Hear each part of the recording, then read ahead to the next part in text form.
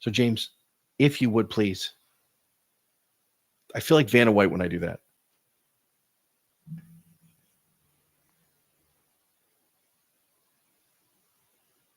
Listen, you ain't fucking wrong. Hilariously enough, I have a Batman pillowcase that Bobby and I share. And I saw for the first time right when Steph was pregnant for Bobby, and it said, ladies, name your child Gotham, because there is not a single time that you roll over when the baby wakes up in the middle of the night and you say to your husband, Gotham needs you, he don't get out of bed. So, James, your first name tonight in the Wisey Translator, we are going to go to the world of the NFL. And your first name today is our friend, Cleveland Browns head coach Kevin Stefanski.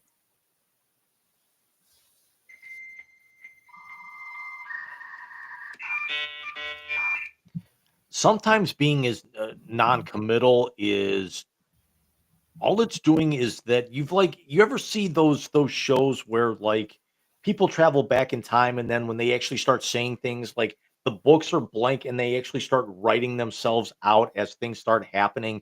That's basically what's happening, except it's not books getting filled, it's the pink slip with his termination agreement on it.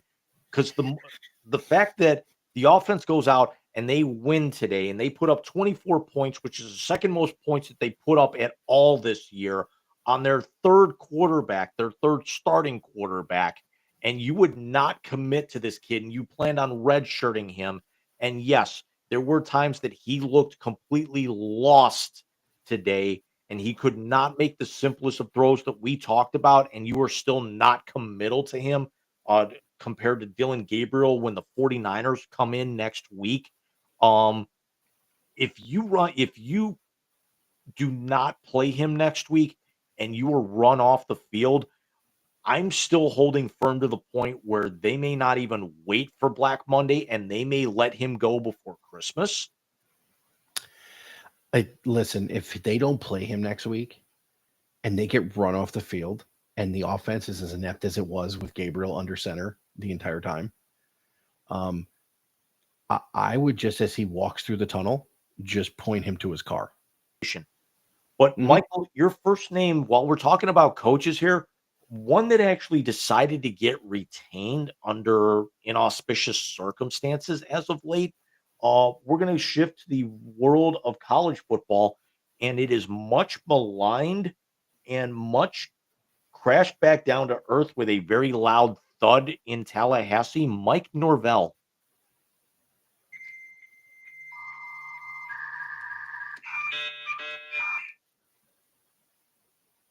How long has it taken Bret Hart to get over the Montreal screw job? I'm expecting to read that on 411 Mania any day now. Okay.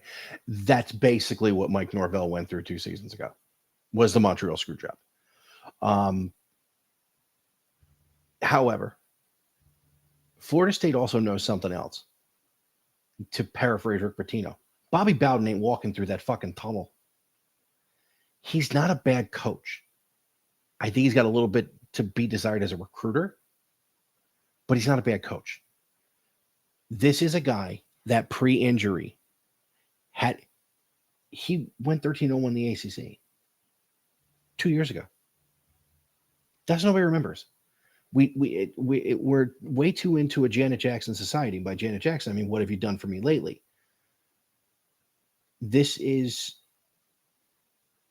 It's like when we talk about Ryan Day getting fired a couple years ago. Who's your hire? Brian Kelly, we know, can't win anywhere. And by the way, it was a classless thing LSU did. Classless. Yeah, I saw that. That's just fucking terrible. You going to bring Brian Daboll back from the Giants?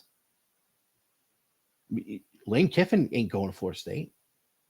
So why not keep the guy you have that 2 years ago should have had you in the playoff and won a conference championship and let him rebuild this thing? The continuity thing at some of these schools that had coaches for a long time get it. There are going to be lean years. They're going to be. You set your schedule. You don't know what's going to be like. You get injuries, what have you. Should he have been fired? No. Does he need some help? Yes. There's only 2 or 3 coaches that should have been fired this year in college football. One of them got canned from Florida. See ya. He shouldn't have made it to this year. But I don't think James Franklin should have gotten fired. I think Penn State's gonna have to wear that. I only think the 2 coaches should have gotten fired were Brian Kelly and a dude from Florida. Everybody else has gotten canned. What are you guys doing? What are you doing? I don't think it's a big surprise that James Franklin got canned. I think it's how early it was. I thought that they would let him finish out the year. Your second name, sir. We are going to go to the world of basketball. And your name tonight is a team, not just a player or a person. And that is the 2-14 Indiana Pacers.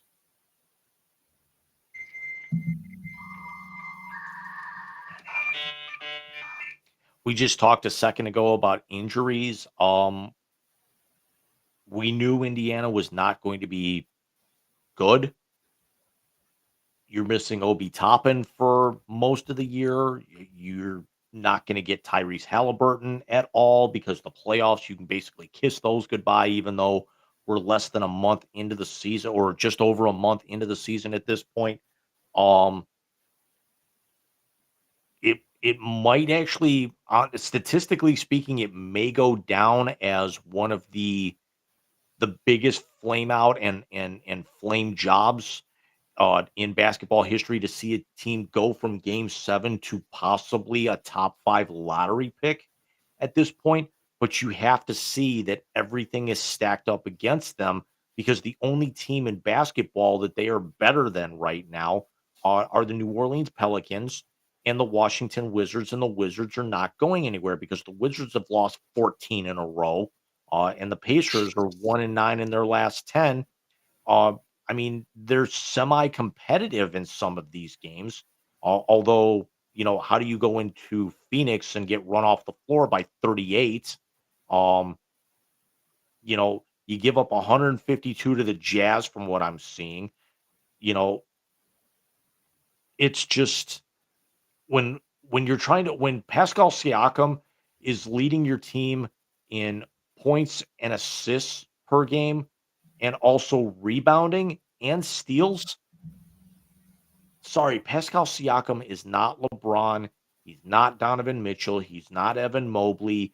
He's not, Jalen Brunson. He's not Jason Tatum.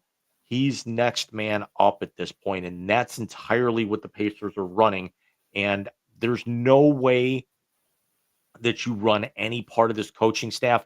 It's just a rebuild year. You had to know it at this point. If Tyrese does not tear his Achilles, we're talking about possibly them going into Oklahoma City and winning the NBA championship on the road in a game 7.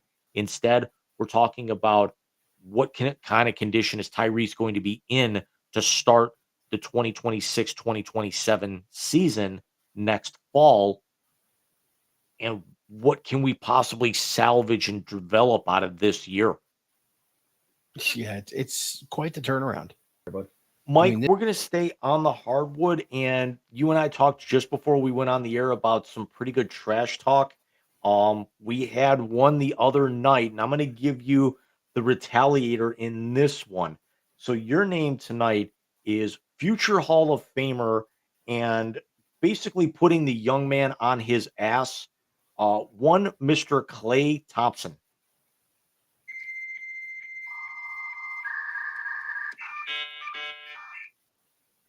Oh, Klay. Who knew the long-range bombs you could throw weren't just about 3-pointers? I tell you what, though, that wasn't the best trash talk of the week. Did you see what Kenyon Martin did? We had some good ones this week. Did you see what Kenyon Martin did? This one I missed. I heard something about it, but I didn't exactly see what it was. Kenyon Martin put out a video with a list of the power forwards who were better than Draymond Green. It was 2 pages in a notebook. One person per line. And he left himself off. Did you see the new Dick's holiday commercial? No.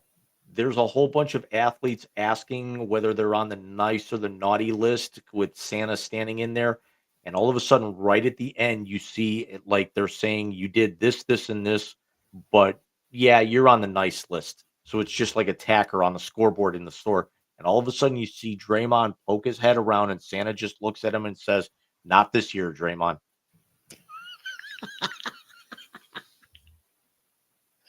That's amazing.